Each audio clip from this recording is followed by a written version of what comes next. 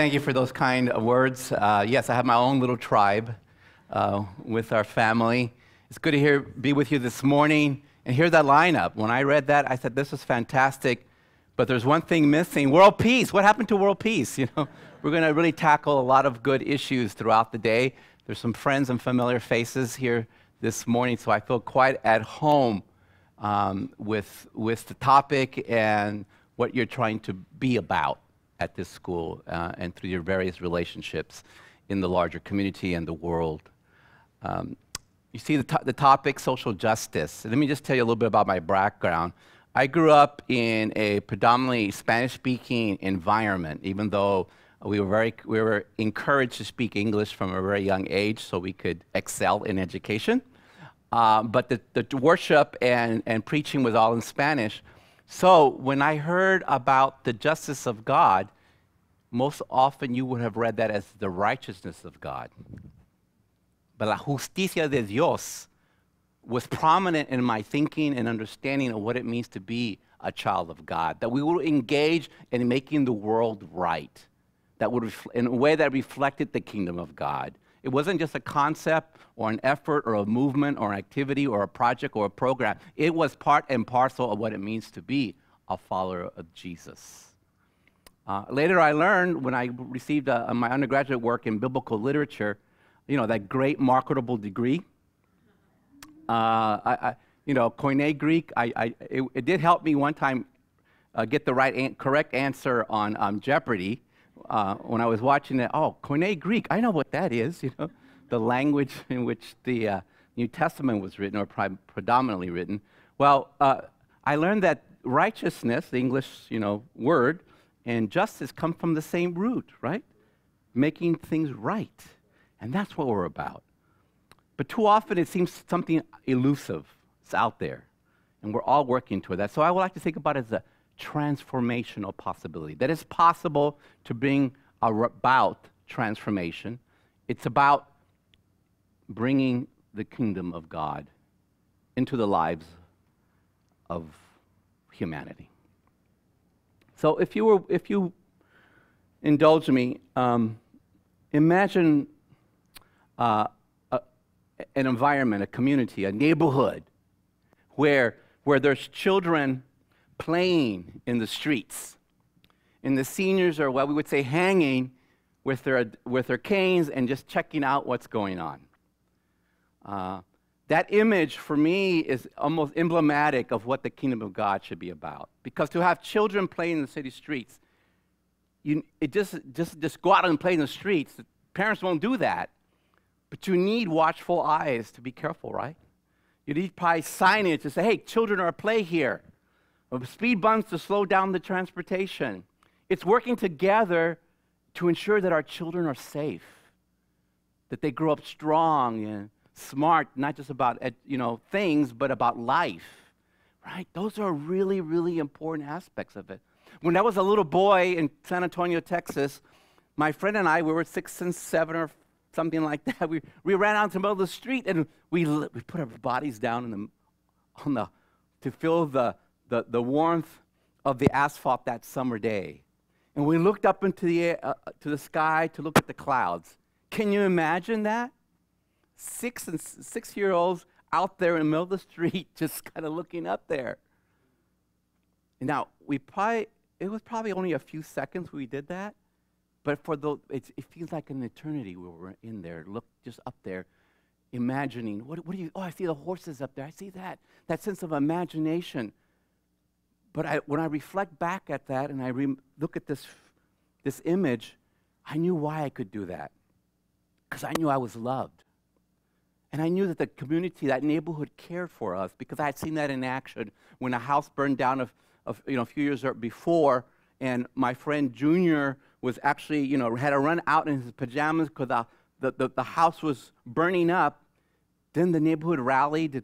They gathered up clothes and make sure he was taken care of, that his parents was caring, his siblings were taken care of. The neighborhood came together.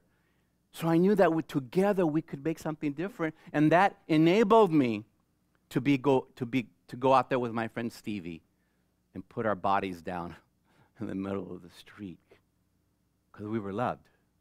the neighborhood care for one another, and they acted on that. That was real. That was a lot about making things right. Now you can buy a book on how to be a good neighbor. I thought it was just being a neighbor, like step one, greet your person out there, meet their name. I'm being facetious there. But I just want to keep that image of children playing freely, and then our elders being there, giving of themselves or the wisdom and their time to make sure that that is the reality for everyone.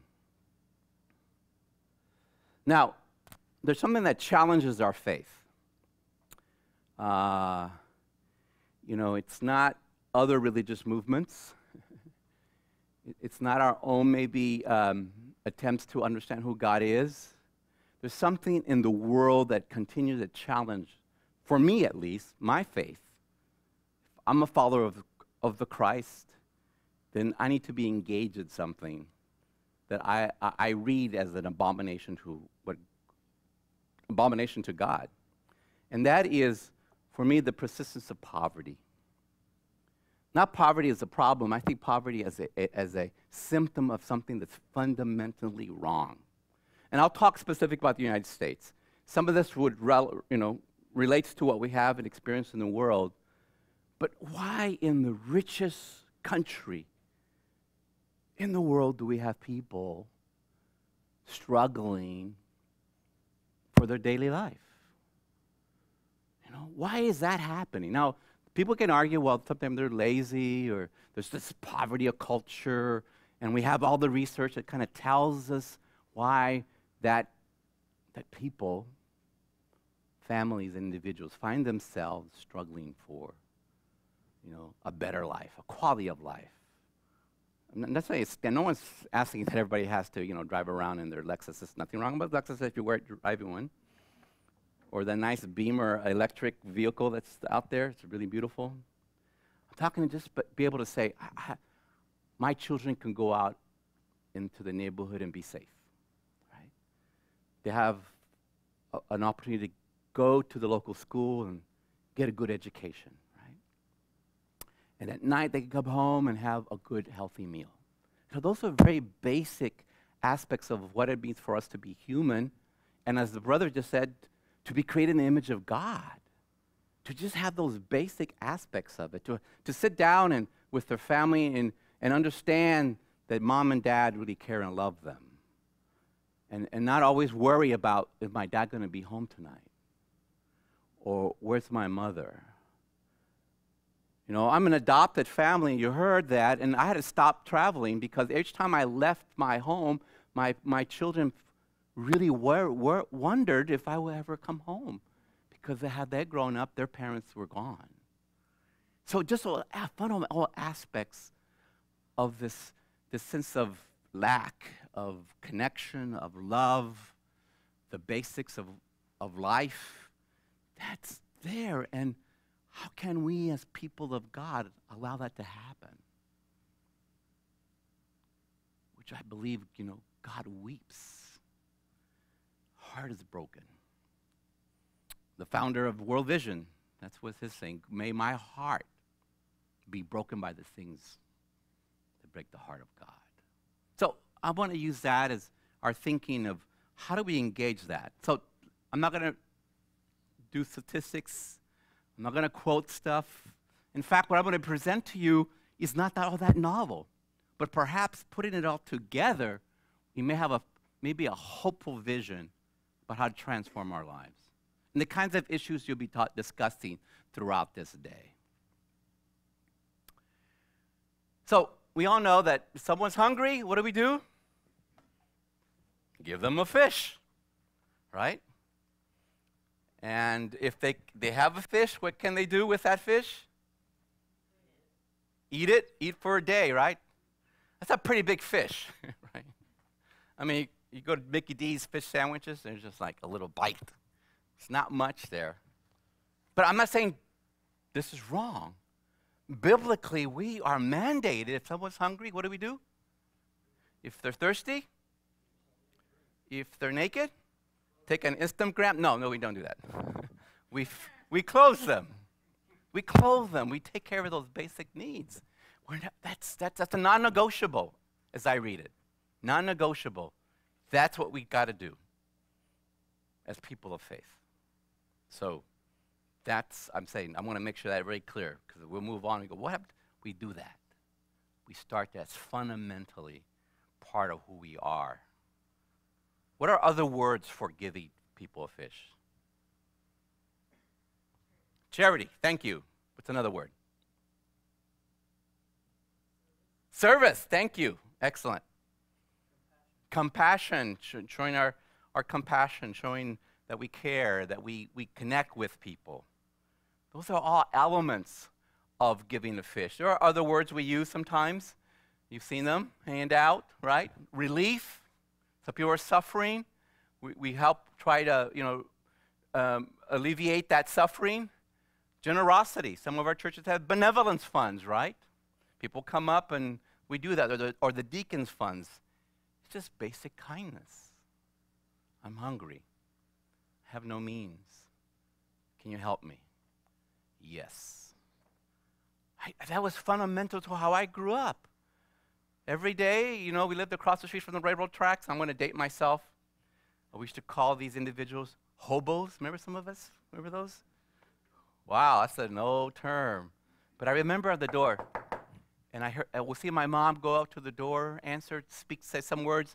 Then she runs off to the kitchen, and she puts little taquitos together. Anything in a tortilla is a taco. We would have looked at it now and said, oh, it's a burrito, but it's really a taco. Rolled it up, and then go give it to that individual. I didn't know what was going on. But I saw that action. Someone's hungry. We had a little bit, something to offer, and that was done. We give somebody out a fish. But we know that they can only eat for a day or for a meal. So what do we need to do then? What's the next level of kind of engaging people who are on the margins of society, the most vulnerable? We do what? Teach them how to fish. That's about education, right? So we want to go beyond just giving somebody a fish. We have to engage them in another process of activities, and that's very critical to our understanding of moving people beyond the context of suffering or lack of or disengagement or hopelessness, and not in a sense of horizon, nothing. We need to kind of develop that. So the adage goes, if you can teach somebody how to fish, they can do what? Eat for a lifetime. Yeah, that's basically what we're hoping for. I remember one day that my college roommate invited me after we had graduated sometime, invited me to come have dinner with him. So I showed up ready to eat with him, and then he handed me a fishing pole. And I go, what is this? He goes, it's a fishing pole. No, what does this mean? So we're going to go fish for our dinner. And if we don't catch anything, it's only going to be a salad. So I was motivated. So we went out to the pier out there in San Diego, and he showed me how to do this, and we fished. And we caught enough to take back to his apartment and got that popcorn popper, put a little oil in there, put the little flowers. And we had a dinner with the salad. It was rich. He taught me how to fish. And that was the one and only time I've actually done that. But I learned the skill. And I benefited from that skill. What are other terms we use for teaching how to fish? Training. Thank you. Exactly. We're training them. What else?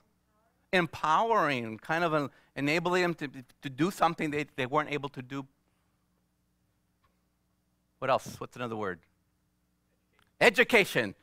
You're right. See, the dean. Okay, you got to represent there. It's educating minds, new knowledge, skill building, right? It's developing a person, right? It's investing in them. Those are all elements of what we mean by that. Somebody could be talking about urban development. So it's growth. It's improving that individual's abilities. I kind of shy away these days from empowerment. I understand that. But going back to what the opening comments about, if everyone is inherently imbued with capacities and abilities, then it's a matter of discovering that power they have, or cultivating them, or guiding them to say, I have some abilities that God has given me. And a lot of people have those kinds of things. Even Chewy on the corner in my neighborhood. Chewy has a marketing team. He has a few people that he gets out there, moves a product. Once in a while, he has to do a little bit of HR with his staff. He has good customer service because he has some return. He knows what they need and makes the adjustment on that product to make sure that the customers are satisfied. He knows what the market would bear. He knows how to make a profit. He just can't put that experience on a resume and go and work at Wells Fargo in financial services. Now, you all tracking with me? Let me just be clear. He's not selling Amway soap, all right? But he has the gifts, and he just hasn't been able to develop them in a way that larger society can embrace and support. I would say, and I'll come back to this, his puddle, where he works, where he fishes, is very limited. But he does what he has to do. And those are the resources that are available to him, so he acts on those kinds of things. Because we could talk about moving towards teaching how people how to fish, but the reality is when we give somebody a fish or teach them how to fish, we're really only helping them get by. We're helping them survive because it's very individualistic, right? I'm giving you a fish. I'm teaching you how to fish. So it's improving their lot in life, so to speak, but that's about it. You know, I worked in developing a youth program in the church when I came in 1980 to LA. Moved in, still in that neighborhood, you know, and we began to kind of work with this population. But when the young people said, Michael, why are you here? Why do you even bother? Because in 5 years, I am going to be dead. So what do you do with that? You can say, oh, I'm going to take you. It doesn't mean anything to me. My horizon isn't there. I'm going to be dead in 5 years. So that kind of gave me understanding why they were doing what they were doing. And you got 5 years to live, and you're a teenager. You know, let me just be clear about that. We kind of call them at-risk youth. I call them risk takers. That's what they are, right? Think about that. You know about this education, right? They want to explore. They want to discover. They test, right? So don't say no to them, right? Because that's exactly what they'll go, why I can't say no about that? What's it about that aspect that you're telling me that I can't do? I will do. I will take the skateboard and jump off the building and I will land. You know, that's just incredible energy, kind of, you know, tenacity and creativity. Let's use that, you know? Don't say, don't do this. So I knew that I had to expand their horizon in order then to benefit from all the things that we were really investing in them. Here, go fish. But where? Where do you go fish? Where's the fish? Huh? Yeah, there's the water. So we have to go beyond teaching how to fish. Because Chewy know how to fish. People know how to fish. They just don't get to where all the fish are. Y'all tracking with me on that? You know, it's not just learning how to fish. That's great. I know a lot of people who, as the former president said, educated, but they don't have access to the water, or I would say the pond, right? The pond is very significant in this you know, paradigm I'm kind of sharing with you. I know a lot of educated people, even with PhDs. Though I also know a lot of stupid people with PhDs. None of them graduated from Biola, but other institutions. Whose initials are, no, I wouldn't give those. So the pond, what does the pond represent? We talk about fishes. What is all that all about? What is that? Opportunity. Thank you. Yes, there's opportunities. What's another? Resources. Absolutely. Thank you. Yes. What else? What? Yes, we're going to talk access. And that's a really access to what? To the resources. Okay. So right there, you're tracking with me. It's also these networks, right? Of relationships. If Chewy just knows his marketing team and the customers, that's a very limited network, or we call it social capital. Very limited, right? When you go to school, it's not just the education, the new knowledge and skills you gain, it's the relationships, right? You know, your alumni group, right? And Biola will never forget you for that, right? You graduated from here, and it's not enough to have just paid the tuition. Now we're going to be hunting you to pay back a little bit more, right? You're forever part of this family. Right? That's a beautiful kind of experience that you're not alone, right? Somebody parked, you ever see it in front of you, the little license plate, alum of, you can just, oh, there's another Cal. Oh, yeah, good. Go Trojans. There's on and on and on. Do you feel a part of something connected? That's beyond what you experience. That's access. That's the networks, the resources, the opportunities, the choices and options that you didn't have before. That is so fundamental. So I can know how to fish. Now I can fish over there. I can fish over here, except just in my little pond. If that's it, that's my network. You all try. We need to. That pond is essential. You're all part of that pond. In fact, you're all part of an ocean.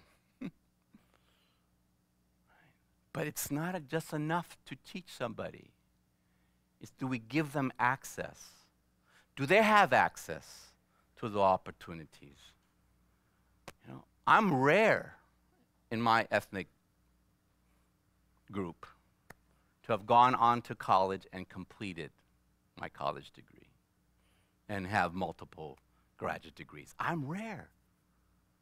We got a great number of coming into that, but there's other things that hamper them from continuing on and completing, and once they complete, then what? So absolutely, these are all elements of what the PANA represents. Options, expanded networks, hope for a different future. So I come back to that little comment.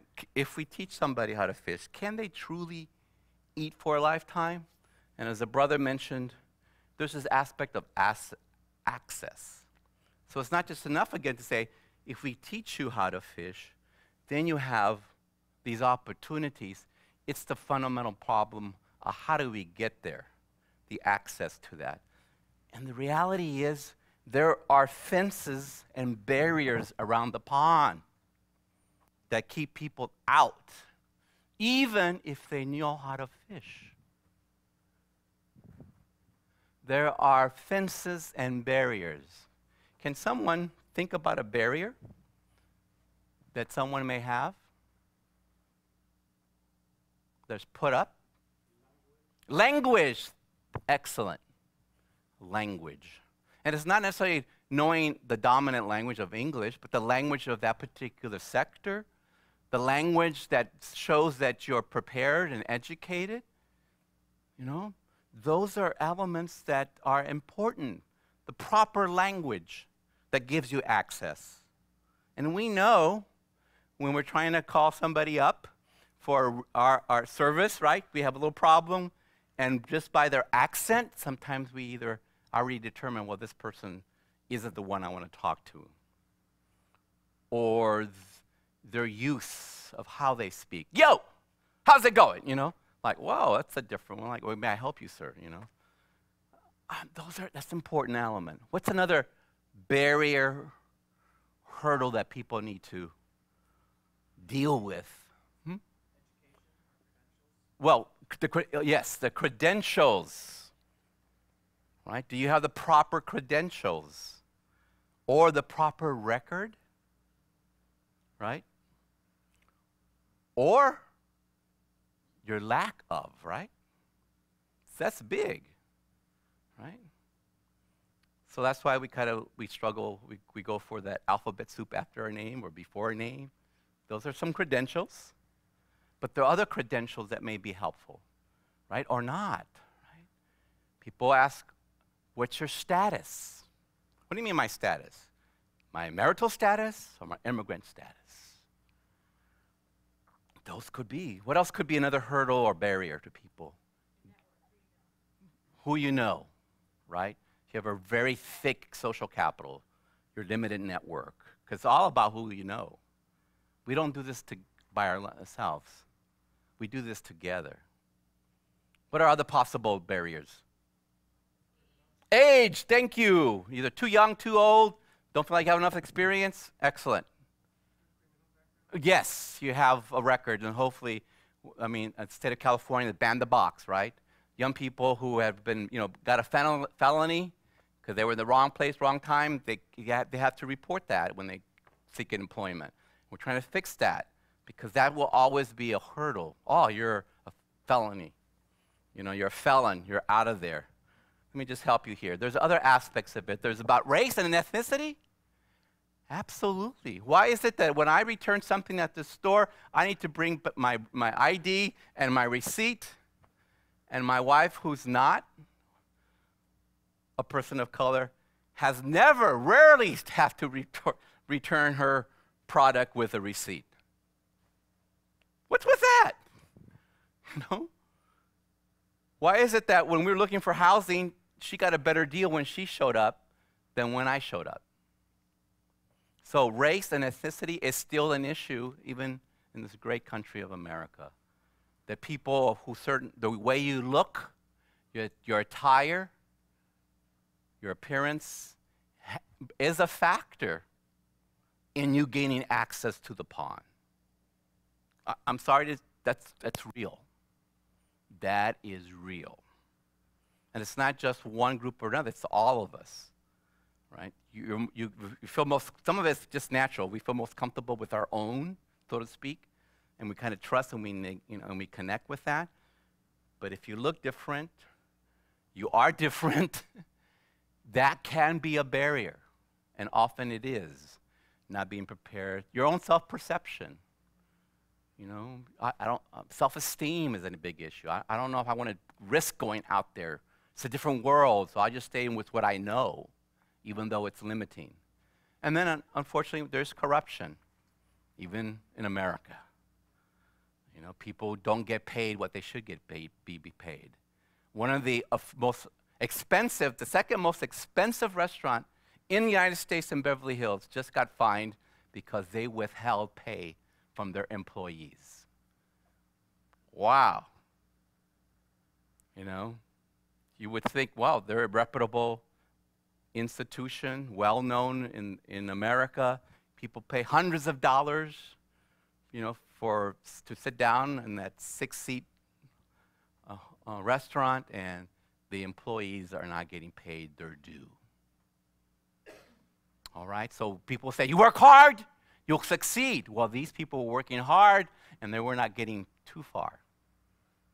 So that's an element there. So this idea that if we can just educate people, that we can just give them the skills, that will be enough.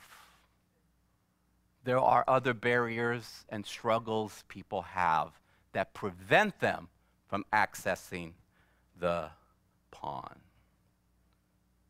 So access is really important. And education is a piece of that, but we need to think about it in broader terms. How do we gain access to the pond? What do we need to do? What? I think I heard it. No, I said a chainsaw. Yeah, well, okay, what is that chainsaw? We're gonna need that, absolutely. So what's that, what would that chainsaw represent?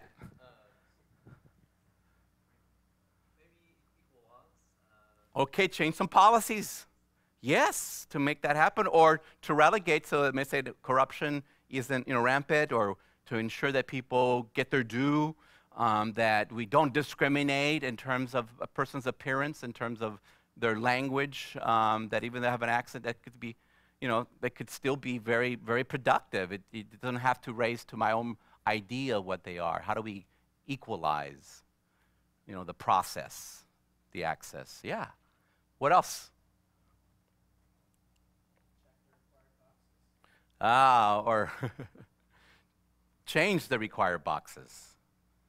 Because right now you still have, in some places, I mean, I think in terms of public agency, you don't have to check the box that you were a felon, right? You remove that ban, you remove that box, and now I have opportunities, especially if I paid my dues to society. My life has been transformed by finding Christ in the prison. I'm coming out to get a job, but I have to declare I'm a felon, and so people aren't going to hire me. So I have to end up with other jobs or fall back to my old lifestyle in order to survive. That people find themselves in that. So what we're really talking about is advocacy, advocating for the voiceless, the most vulnerable, those that don't have opportunities. That's why we have organizations like Kiwa, the Korean Immigrant Workers Association in Koreatown, who can represent Asians as well as Latinos for their rights as employees. Did you know that in your state of California, over 8 hours, you're supposed to get paid overtime, right? Well, some of these workers work 10 to 12 hours, and they're not getting overtime, right? 6 days a week, still not overtime. So we have to have that sense of advocacy. We need to organize, not just mobilize, but that's important. Some of you will be dealing with international and global issues. That's mobilization. We have to figure out how can we allocate the resources in such a way that everyone feels like they have access, and they will. This is justice, making things right for the sake of everyone, in particular the most vulnerable. Our children, our elderly, those that can't care for themselves or don't have a voice. So we have to move beyond just giving a fish. We have to move beyond just teaching people how to fish. We need to help them access the pond. And that's where the role of justice is, making it right. But there's even something more than that. Because it's not just accessing the pond. As my mentor once said, John Perkins, we got to own the pond, right? That's the best deal. You own the pond. When you own the pond, what does that do? You make the rules. Absolutely. You come back to that one. Good. What else? You own the pond. You have free access. When you own something, what do you feel like? We have a sense of pride. I own this. I own this car. I own this house. I own this laptop. What else? When I own that, I do what? Ooh, you would think, but hold on. Very good. Very good. People sometimes happen what Dr. Perkins said, when they begin to own the pond, they act like the old owners because they only want to benefit from the property rights, right? But there's a sense of responsibility. When you own something, you want to take care of it, right? You do that. Everybody has their little smartphone. You know where it's at. You don't just leave it there, I'll pick it up later. You know, you kind of connect to it. So when people don't feel like they have a sense of ownership, then there's a lack of real connection. There's like, why? Why even bother? Again, those comments that still haunt me. Why bother? If I don't benefit from my work directly.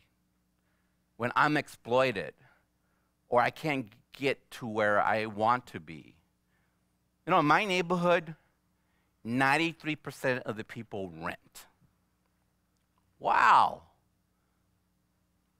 Now, you don't have to rent to feel a sense of ownership, but just tells you maybe some of the complexities of our communities, where you go, well, you have a house and everything else, but poverty isn't the same as saying living in a slum, in a ghetto, but it's something else, a sense of connectedness. So owning the pond does provide us a sense of responsibility. It helps us harness resources. Yes, you set the rules or set the agenda. This is what's going to happen. This is where we go on. Some of you are members of Homeowners Association. You know, that says a lot. And you care about the value of your property and the care of it. And you invest in it, you take care of it. That's what we want. We want people to sense, I have a piece of this pond. But as the sister said, it isn't, and that's the Christian aspect of it. It's not enough to own the pond. It's about really stewardship. How do we steward the pond in such that everyone can benefit from it? even when they don't have a title to it, the mortgage or what have you, that they have a sense of legacy, of being able to think about the future, that they're invested in regenerating the pond, not just for themselves. This is where I think if I did a critique of our society, it's all about us. It's my rights. It's mine. This is what I'm going to take care of. But I think if we really believe Genesis 1 and the responsibility God gave Adam and Eve to care for the garden, when you name something, it's yours, right? When you name your little cat or your dog, it's your dog, right? Fido, come here, It's yours. So this is what we're trying to get to. If you steward the pond, then it's for everyone, and it's for your neighbor. We grow a lot of our own food there where I live, and we have our chickens and everything else, and sometimes we have a surplus of eggs, and so we share it with our neighbors. And then here's our goji berries. Go here, pick. It's in front yard. People can just pick. It's us. It's not just about my property and my garden. It's for all of us. And teaching our young people, how do you nurture and cultivate? And when our Korean neighbors had their little rabbits in the front yard, and people would come and look, and people would actually walk through it purposely to take their kids to see those rabbits. And when we had Jesus in our front yard, yes, we did, a little statue, people would come on the way to Mass and say their prayers, and they'd go on. And they were really frustrated when we moved Jesus. They said, "Where's Jesus? Where's Jesus?" I said, "Well, Jesus is coming back." No! Where's Jesus now? So how are we Jesus to our community? How are we Jesus with the resources that God has given us? It's helping other people experience the wholeness of life, the fullness of life of what God promises us. So when we access the pond, when we steward the pond, it's really about helping people to flourish, to thrive, because it's not just about the individual, it's the entire community. It's everyone's. I'm just a steward of what God has given me so that my family and my community can benefit. It's the focus on the whole. Remember that image of old men and women sitting around, resting on their canes, and the city street full of boys and girls playing in them? That's not just something to imagine. It's not Pollyannish thinking. It's really what God is asking us to participate in. Zechariah chapter 8, verses 4 and 5. It's an image of justice incarnated in the lives of children and the elderly. It is, I would say, what we really want to get at when we're dealing with all the issues you'll be talking about throughout this day. When we're moving from fish giving to stewarding the pond, we're taking all of this into consideration. Charity is necessary. It's absolutely biblically mandated. When we develop a person through education and skill building, that is essential to help people discover who they are, discover what God has given them, the inherent gifts and abilities that maybe will lie dormant if we don't help them get to the pond. We need to advocate for new things and the right way of things, the way God has asked us to participate in. It is about making things right. And ultimately, then, it's about being a good steward of what God has given us. That all can participate in the bountifulness of the kingdom. And in very simple terms, it's movement. It's all this act work. It's about transformation. Transforming the world such that we know ourselves in relationship to one another. The kingdom, the kinship we have with one another of God. That's, I think, what the transformational possibilities are, is to live out and to experience the kingdom or the kingdom of God as we ensure that no one is left on the margins of our society, our communities. The most vulnerable can participate in what God has promised, an abundant life. It may not be in tangible resources, but in terms of a fullness, sense of purpose, and future. We hope you enjoyed this message. Biola University offers a variety of biblically centered degree programs, ranging from business to ministry to the arts and sciences. Learn more at biola.edu.